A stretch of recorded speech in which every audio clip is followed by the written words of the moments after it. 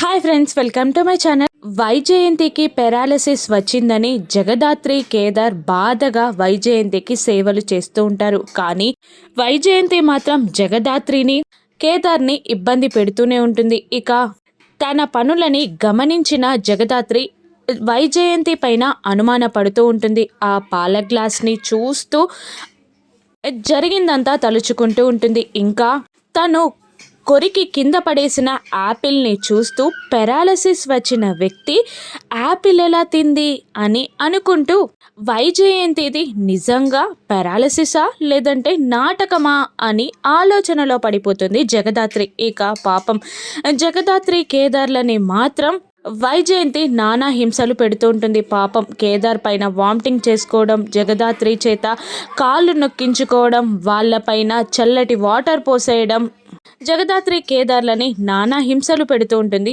వైజయంతి. ఇక వైజయంతి నాటకాన్ని ఎలాగైనా బయట పెట్టాలి అని మిర్రర్ ముందుకి తీసుకొచ్చి వైజయంతి వీల్ చైర్లో కూర్చోబెట్టి అక్కడున్న డ్రాస్ అన్నీ ఓపెన్ చేసి అందులో ఉన్న నగల బాక్స్లనన్నిటినీ ఓపెన్ చేస్తూ ఉంటుంది జగదాత్రి. ఇక వైజయంతి మనసులో ఇప్పుడు ఇది ఇక్కడికి ఎందుకు తీసుకొచ్చినట్టు అని వైజయంతి మనసులో అనుకుంటూ ఉండగా జగదాత్రి అందులో ఉన్న నగలని చూస్తూ ఈ నగలన్నీ మామయ్య గారు నాకే ఇవ్వబోతున్నారు అని అనగానే తన పెరాలసిస్ని కూడా మర్చిపోయి వెనకాల నుండి జగదాత్రిని కొట్టబోతూ యాక్టింగ్ చేస్తూ ఉంటుంది వైజయంతి.